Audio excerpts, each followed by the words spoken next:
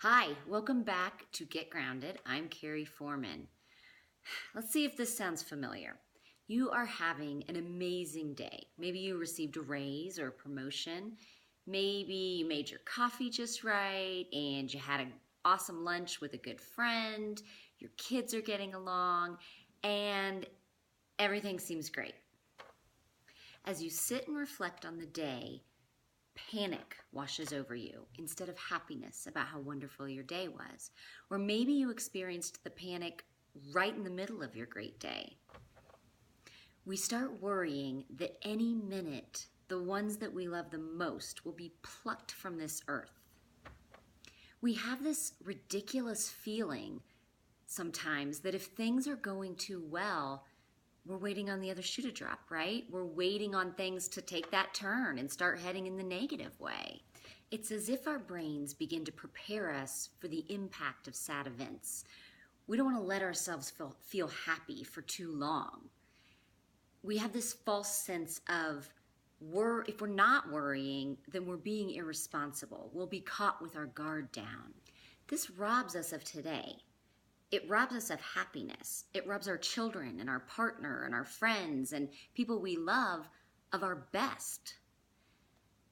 So, our brains are pre-wired to worry first and think second. When we are threatened, our amygdala screams out in fear. If you suffer from anxiety, you have a larger than normal amygdala. It is pre-wired to react fast and react big. If you endured a particularly tough childhood, you not only came to adulthood with probably poorer coping skills than a lot of other people, but you also came to adulthood with a larger amygdala.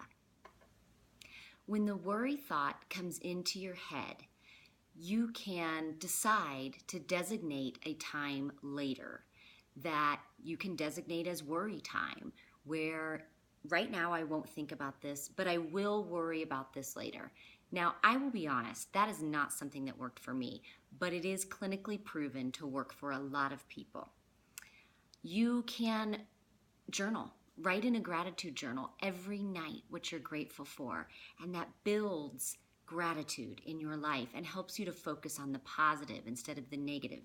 That did help me significantly.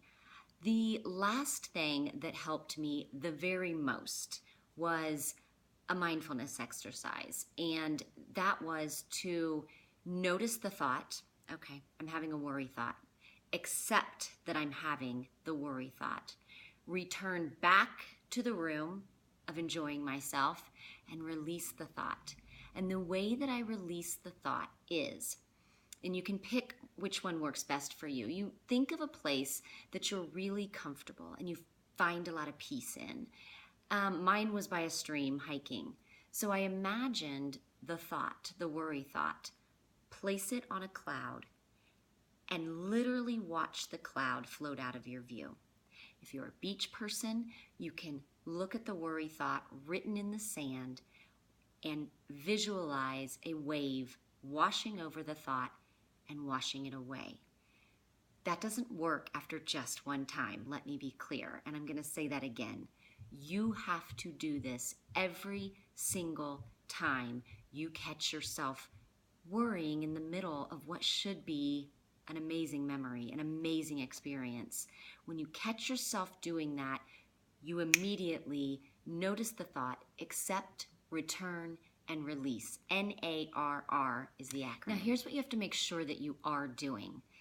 When you catch yourself putting the thought on the cloud or in the sand and watching it wash away, and you're able to redirect your thoughts, reaffirm how awesome you are, how badass you are at this, because you should be patting yourself on the back every time you successfully redirect your thoughts, because it's not easy. Here are my intentions for today. My life is beautiful, even with the rain, and I intend to focus on the beautiful parts. I have control over my emotions and my thoughts. I intend to remember that when I attempt to control other outcomes. I am mindful of the here and now, and I will sit in the beauty of what today looks like, of what now looks like. Now it's time for you guys to set your intention. Again, this was another one that was very close to my heart as I have suffered with anxiety my whole life. And only in the past few years have I been able to use mindfulness to regulate that and be present. So let's take a deep breath in when your intentions are done, into the count of 4, out to the count of 8. Visualize it. Feel what it would feel like to be able to enjoy your life now and not worry about the what if. Thanks, you guys. See you tomorrow on another day of Get Grounded.